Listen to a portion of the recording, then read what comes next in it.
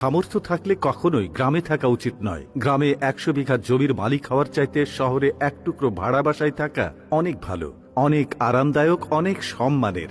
গ্রামে স্থায়ীভাবে বসবাস করাটাকে কোন সূচকে এগিয়ে রাখা যায়? আসলে এখানে বেশিরভাগ মানুষ এতটাই টক্সিক যে তারা নিজেদের ব্যক্তিগত জীবনের চাইতে আপনার জীবন নিয়ে বেশি চিন্তিত।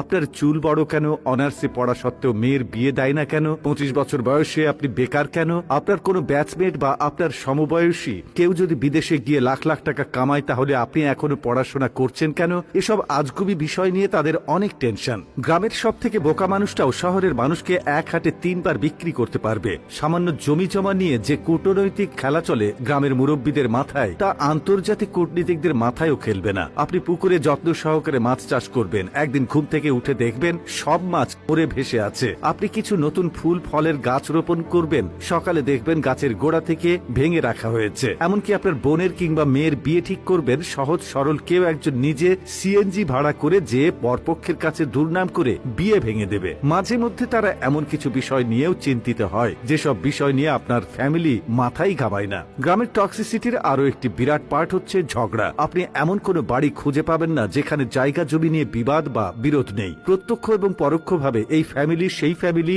একজন আরেকজনের সাথে ঝগড়ায় লেগেই থাকে। 1 ইঞ্চি জায়গা জমি নিয়ে মামলা মোকদ্দমা, অশ্লীল ভাষায় গালি, মাথা ফাটি চলতেই থাকে হর হামেশাই। এইজন ওইজনের নামে গোপনে প্যাঁচ লাগিয়ে ঝগড়া বাঁধিয়ে দেওয়া, কাউকে পছন্দ না হলে তাকে নিয়ে গ্রামের জনে জনে কুৎসা রটনা করা, এমনকি বিবাহের প্রস্তাব আসলেও গোপনে প্যাঁচ লাগিয়ে দেওয়া যেন গ্রামের মানুষের নিত্যদিনের কাজ। গ্রামের বেশিরভাগ মানুষ এতটা অজ্ঞ যে তারা সফটওয়্যার ইঞ্জিনিয়ার বোঝে না, ইলেকট্রিক্যাল ইঞ্জিনিয়ার বোঝে না, এমনকি এমবিবিএস ডাক্তার মানেও তারা বোঝে না। তাদের কাছে সরকারি চাকরি মানেই পুলিশ হোক সে কনস্টেবল, আর্মি হোক সে সৈনিক, পিয়ন কিংবা প্রাইমারি স্কুলের শিক্ষক, এগুলোই তাদের কাছে সরকারি চাকরির মানদণ্ড। একজন নার্সকে তারা যেমন ভাবে ডাক্তার ভাবে, তেমনি ভাবেই একজন সরকারি মেডিকেল এমবিবিএস বা অন্যান্য ডাক্তারি ডিগ্রিধারীদেরকেও তারা একই রকম মনে করে। তাদের কাছে আপনি সরকারের কততম গ্রেডের চাকরি করেন তার চাইতে বেশি ইম্পর্ট্যান্ট আপনি প্রাইভেট জব করেন নাকি গভর্নমেন্ট। আপনি প্রাইমারি স্কুলের পিয়ন হলেও হয়তোবা তারা মেয়ে বিয়ে দিতে চাইবে, কিন্তু যদি শোনে আপনি প্রাইভেট কোম্পানির চাকরি করেন,